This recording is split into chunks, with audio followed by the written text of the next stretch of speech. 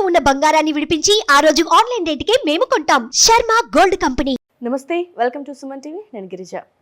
ఇవాళ మనతో పాటు ప్రముఖ ఆధ్యాత్మికవేత్త, భారతీ శంకర పీఠ వ్యవస్థాపకులు, బ్రహ్మశ్రీ తిరుపతి మూర్తి అవధాని గురువు గారు ఉన్నారు. వారితో మాట్లాడేద్దాం. నమస్కారం గురువు గారు. ఓం శ్రీ మహాగణాధిపతయే నమః. గురుగారు, కార్తీక మాసం ఎంతో కొంత పుణ్యం చేసుకున్నాం, మన ఖాతాలో వేసుకున్నాం. మరి ఇప్పుడు మార్గశిర మాసం వచ్చేసింది. మరి ఈ మార్గశిర మాసంలో గురువారాలని లక్ష్మీ వారాలుగా పిలుస్తూ ఉంటారు. మరి ఈ గురువారంలో ఎలాంటి పూజలు, ఎలాంటి పునస్కారాలు చేసుకుంటే మనకు లక్ష్మీదేవి స్థిరంగా ఉండటం కానివ్వండి, లేదంటే మనం చేసుకున్న పాపాలు తొలగిపోవటం కానివ్వండి, సో అమ్మవారిని ఏ విధంగా కొలుచుకుంటే అంత మంచి జరుగుతుంది అంటారు గురువుగారు? శ్రియం లక్ష్మీమౌపలామంబికాం గాం అని కొన్ని మంత్ర విధానాలు మనం చూసుకుంటూ ఉంటాం. మనిషి యొక్క జీవితంలో పరమార్థం డబ్బు. ఎందువలనంటే ఒకానొక సమయంలో కొన్ని 10 సంవత్సరాల క్రితం డబ్బుతో పని లేకుండా కుటుంబాలు చక్కగా వెళ్ళిపోయేవి. అంటే ఒక 100 రూపాయలు సంపాదిస్తే నెల మొత్తం గడుపుకునేవారు. ఇవాళ 1,00,000 రూపాయలు సంపాదించిన 10 రోజులు కూడా గడపలేని స్థితులు వచ్చినాయి. దానికి మనం ఏమంటామంటే కాలం మారింది, కాలం మారింది, కాలం మారింది అంటాం.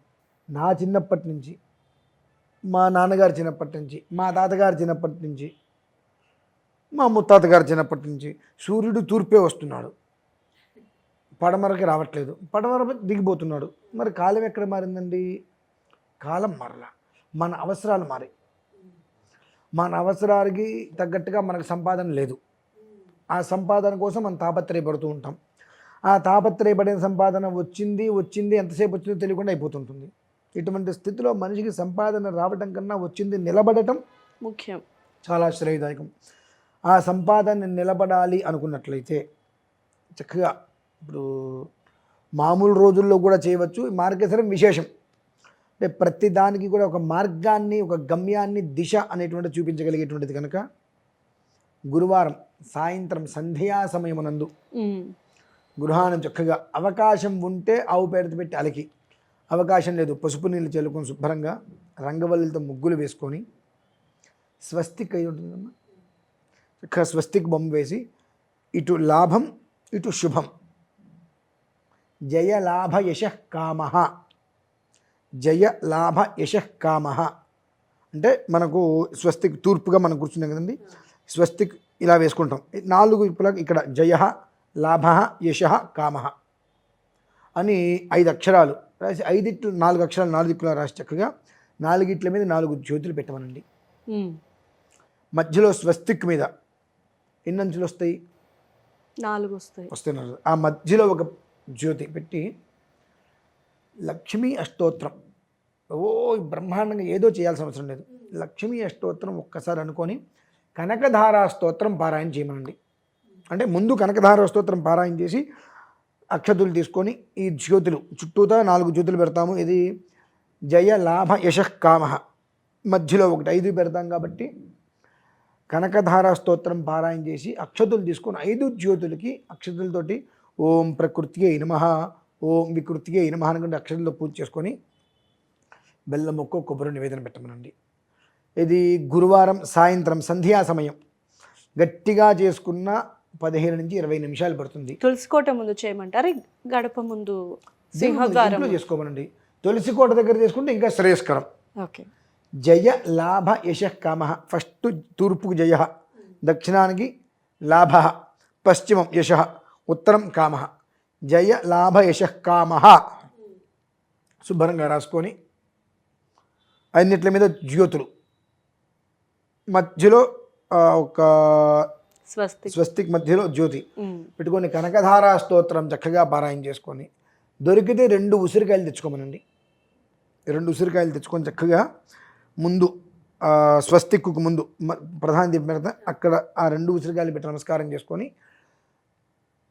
కనకధార స్తోత్రం పారాయణ చేసి లక్ష్మీ అష్టోత్తరంతో అక్షతులు వేసి చుట్టూతా నమస్కారం చేసుకొని గూడాన్నం ఏదైనా బెల్లం ముక్క అని కొబ్బరి ముక్క అని వాటితో పాటుగా ఉసిరికాయలు 2 నివేదన పెట్టమనండి.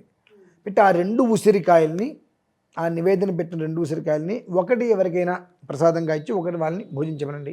ప్రతి గురువారము చేయొచ్చు. విశేషం మార్గశిరం. ఆ చేయటం వలన మనం ఏదైతే అనువదించుకొని జ్యోతి స్థాపన చేయడం జరిగింది. జయ, లాభ, యశ, కామ. ఈ 4 కూడా ఎప్పుడూ ప్రజ్వలితంగానే మన కుటుంబంలో ఉంటాయి. ప్రతి పనిలోనూ జయం. జయం వచ్చినట్టే లాభం వచ్చినట్టేగా. లాభం అంటే యశస్సు, మంచి స్థితి గమనం ఉంటుంది. తద్వారా కోరికలని నెరవేరినట్టే. జయ, లాభ, యశ, కామ. ఈ 4 నెరవేరుతాయమ్మా. కేవలం సంధ్యా సమయంలో చేయాలి. ఎప్పుడు పడితే అప్పుడు చేసేస్తా అంటే కుదరదు. ఇంకా ఒకవేళ వారికి కనుక తామర గింజలు దొరికితే ఈ 5 జ్యోతుల పక్కన 5 తామర గింజలు పెట్టమనండి. తామర గింజలు అనేటువంటిది, లేదంటే తంగేడి పూలు, ఇది 2 దొరకల. గోరింటాకు చెట్లు ఉంటాయి కదా, అవును, ఆ గోరింట గింజలు దొరుకుతాయి. గోరింట గింజలు, ఆ గోరింట గింజలైనా తీసుకొచ్చుకొని 5 జ్యోతుల పక్కన 5 పెట్టమనండి. ఆ తర్వాత ఆ జ్యోతులు, ఆ ఒక గింజలు ఏవైతే ఉంటాయో వాటిని ఒక బాక్స్లో పెట్టుకుని దేవుడి దగ్గర పెట్టేసుకోమనండి ఇంట్లో. మనకు అది యశస్సు అనేటువంటిది అలా వృద్ధి, శుక్లపక్షమంలో చంద్రుని వలె, సూర్యోదయానికి సూర్యుని వలె వృద్ధి చెందుతూ ఉంటుందమ్మా. చాలా తేలికైనటువంటిది, అంత ఖర్చు కాదు, తేలిక. కాకపోతే సమయాన్ని ఖర్చు పెట్టుకోవాలి. సమయాన్ని ఖర్చు పెట్టుకోగలిగి మార్గశిర మాసం 4 గురువారాలు ఇలా చేసినట్లయితే నేను అప్పులు తీరతాయి, మనోవేదనలు నెరవేరుతాయి నేను చెప్పను. అంత అవసరం లేదు. ఎందువల్లనంటే జయలాభ యశకామ, ఈ 4 ఉన్నంటే అన్నీ పోతే ఈ 4 వస్తాయి. అవన్నీ పోకుండా ఈ 4 రమ్మంటే రావు. మీరు ₹1,00,000 పెట్టి ఒక బండి కొనండి, ₹100 పెట్రోల్ కొట్టిస్తే కానీ అది కంపల్సరీ కదలదు, ఉపయోగం లేదు. నేను బండి కొన్నా, స్టార్ట్ చేయి, పెట్రోల్ లేదండి అంటే అఘాయిత్యం కూడా ఎగాదిగా చూస్తారు. కాబట్టి మనకు అవన్నీ ఉంటే ఇవి లోపలికి రావు. ఇవి ఒక్కొక్కటి వస్తున్నాయి అంటే అవి బయటికి వెళ్ళిపోతున్నట్టే లెక్క. కాబట్టి స్వస్తిక్ వేసుకోండి. జయ, లాభ, యశ, కామ. 4 జ్యోతులు, మధ్యలో జ్యోతి తామర గింజలు లేదా తంగేడి పూలు. తంగేడి పూలు దొరుకుతాయి. ఆ తంగేడి పూలు దొరకకపోతే గోరింటాకు మనకి ఎక్కడ పడితే అక్కడ దొరుకుతుంది. ఆ గోరింటాకు గింజలు, అవి పచ్చివైన ఎండివైనా పర్లేదు. గోరింటాకు గింజలు 5 తీసుకొచ్చి 5 దగ్గర పెట్టి నమస్కారం చేసుకోండి. చక్కగా పూజ అంతా అయిపోయిన తర్వాత 5 తీసుకొని దేవుడి దగ్గర పెట్టి నమస్కారం చేసుకోండి. ఇందాక చెప్పినట్టుగా ఉజ్వలమైన భవిష్యత్తు. ఒక పుష్పం అనేటువంటిది సూర్యోదయాత్ పూర్వం ఇలా ఉంటుంది. సూర్యోదయం అవుతున్న కొద్ది కొంచెం కొంచెం కొంచెం కొంచెం విచ్చుకుంటూ చక్కగా వస్తుంది. పత్తి మందారం ఎప్పుడన్నా చూసారా? పత్తి మందారం మనిషి జీవితానికి ఉదాహరణ. పత్తి మందారం ఇలా వస్తుంది. 8:30-9 గంటల వరకు ఇలా వచ్చుకొని తెల్లగా ఉంటుంది. 12 అయ్యేటప్పటికి ఇట్లా అయిపోయి గులాబీ రంగులో అవుతుందండి పువ్వు. ఆ తెలుపు రంగు పువ్వు 12 గంటలకల్లా 12-1 గంటకి వేసుకుని గులాబీ రంగు అవుతుంది. 2:30-3కి ఇంకా పెద్దగా విచ్చుకుంటుంది. సాయంత్రానికి ఇలా పడిపోతుంది. అంటే మనిషి జీవితం కూడా అలానే. స్వతహాగా నేను మామూలుగా చెప్పుదామనుకుంది, ప్రతి ఇంట్లోనూ కూడా ఆ ఒక ఇప్పుడు చెప్పినటువంటి పుష్పం పత్తి మందారం ఏదైతే ఉందో ఆ పత్తి మందారం చెట్టు నాటండి, మన జీవితాన్ని అది ఉదాహరిస్తుందని చెప్దామనుకున్నా. ఇప్పుడు దానికోసం ఎక్కడి వరకు ఎడతారు? కనీసం మొదటి గురువారం కాకపోతే 2వ గురువారానికి తెచ్చుకోగలుగుతారని చెప్పి పత్తి మందారం గురించి ఇప్పుడు చెప్పాను మీకు నేను.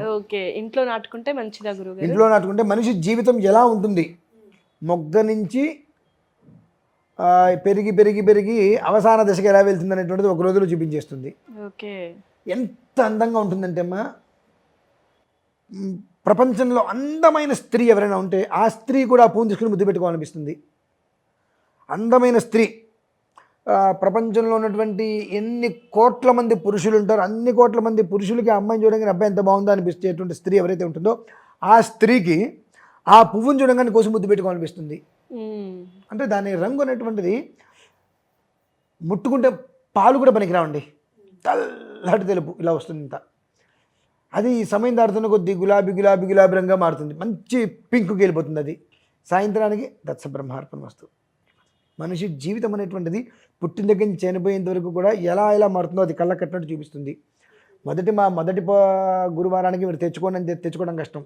కనీసం చెబితే 2కో 3కో 4కో ఇంట్లో పెట్టుకొని దాన్ని చూసుకుంటూ మన జీవితం కూడా అంతే కదా.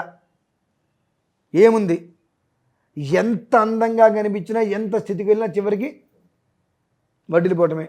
దాన్ని అనుసరించి మన జీవితాన్ని ఎలా మనం ముందుకు నడిపించుకోవాలి, 10 మందికి ఉపయుక్తంగా ఉంటే మన జీవితం ఎలా వెళ్తుంది అనేటువంటి విషయం మనకు అర్థమయ్యేటలో ఆ 2 చాలా ఉపయోగం అండి.